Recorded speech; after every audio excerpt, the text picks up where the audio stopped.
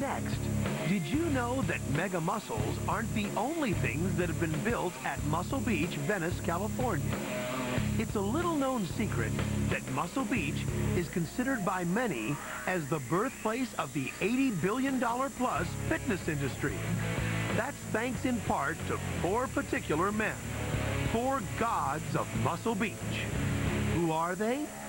Let's reveal the secret. I practice what I preach, and I tell the truth. I'm helping people. That's the key. Stop, look, listen. It's time for the Jack LaLanne Show from Hollywood. Happy Monday. Jack LaLanne has been preaching fitness since the 1930s. You know, my name is Jack LaLanne, and I'm here for one reason and one reason only, to show you how to feel better and look better so you can live longer. During his career, he has hosted his popular syndicated television show for 34 years. And get up on your feet and let's go, everybody. His B-Fit Enterprises still sells thousands of videos, books, and motivational tapes through its website. And it all started here on Muscle Beach. I was living in San Francisco Bay Area at the time, and I closed my gym at Friday night, 10 o'clock. I'd drive all night to be at Muscle Beach like early in the morning. And we'd hand balance and tumble all day. Then all day Sunday again, I'd hand balance and tumble. Then I'd leave about 7 o'clock or 6 o'clock and drive all night to get to work on Monday morning. Now that's dedication. Starring the world famous... During one of those dedicated trips, Jack met with a television executive. And in 1959, Jack's message, as well as Muscle Beach's, reached a much larger audience. Hey, good morning. How's everyone this morning? I hope you're feeling absolutely great. They picked me up in Hollywood with this big stretched-out limousine. And the man that picked me up at the airport, he said, Jack, now, if you had a television show, what would you do? Health show. What would you do? You ready? What he did was start television's first exercise show, The Jack LaLanne Show, watched and followed by millions of viewers across America. And here's a secret. It's still running. Stop, look, listen. It's time for the all-new Jack LaLanne Show. 34 years, 5 days a week. Hey, happy Wednesday. Some places we're on 7 days a week. We just made the Guinness Book of Records. Isn't that something? Now, at 88 years young, Jack LaLanne still has the energy of a kid and a body he'd still be proud to show off at Muscle Beach. I can't afford to be fat, people will talk. I can't afford to die, it'll wreck my image. Anyone who has ever been to a gym has probably used one of these, a universal weight machine. But not everyone who works out in a gym knows that its creators started out at Muscle Beach. Harold Zinkan. Well, I guess like all pioneers, it's happening and you don't know it's happening. It was a good place to work out, and I was in junior high school when I was introduced to go to Muscle Beach and further acrobatics and stunts and physical endeavors.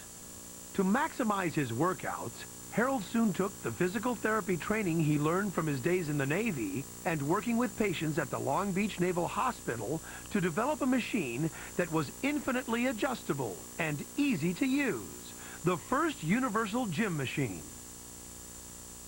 The universal gym machine saved us from lifting weights and handing them to people and counting while they were moving.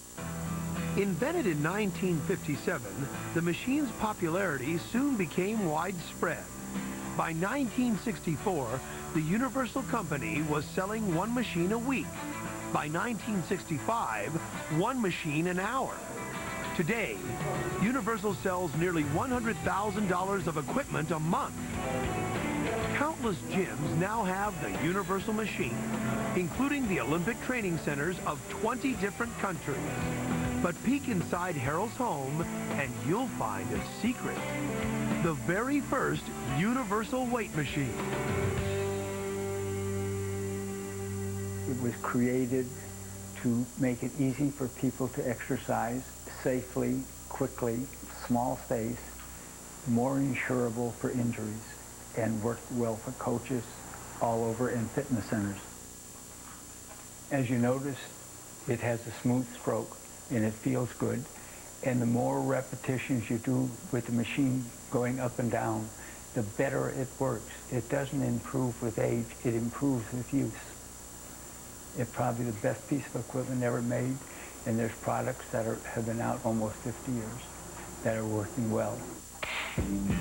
Today, Universal Equipment is world-renowned inside the gym.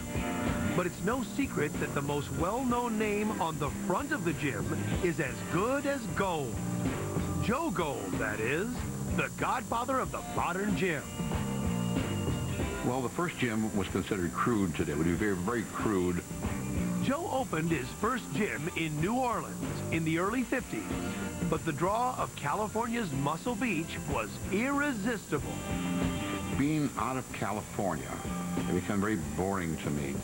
California is where all the action was. Even though New Orleans was a great town, a wonderful place, it just wasn't like Muscle Beach. Gold's Gym first opened in Venice in 1965 and soon became the place for bodybuilding, even if it wasn't the place for Joe, who sold his gym in 1970 and started up another chain instead. So they asked me to open up another gym, and I couldn't use Gold, so I sold the name, so I called it World. Today, there are more than 250 world gyms in operation around the, well, world. I built a better mousetrap for the muscle guys than anybody else did, and that was one of the reasons for success. Many a fitness giant has come off the sands of Muscle Beach, but few people have been as inspired by it. Our next Muscle Beach big shot is the man simply called the father of bodybuilding, Joe Weider. Well, maybe I'm the grandfather, not only the father of bodybuilding. His company, Weider Publications, controls a 7-fitness magazine empire, including the popular Muscle and Fitness, sells countless bodybuilding supplements, and, oh yeah, runs the biggest bodybuilding contest of them all, Mr. Olympia. Joe's path to greatness didn't begin in the sands of California, but rather on the streets of Montreal, where he published his first muscle magazine in 1940. Well, I knew of Muscle Beach from way back because we had a lot of pictures that were taken in Santa Monica and at Muscle Beach, and it was sent to us to publish in a magazine. And I was able to see in the photographs that that would be the place where I should move my headquarters from the east to the west coast, because that's what bodybuilders always dreamed about. Weider moved to Venice, Muscle Beach's home, in 1972.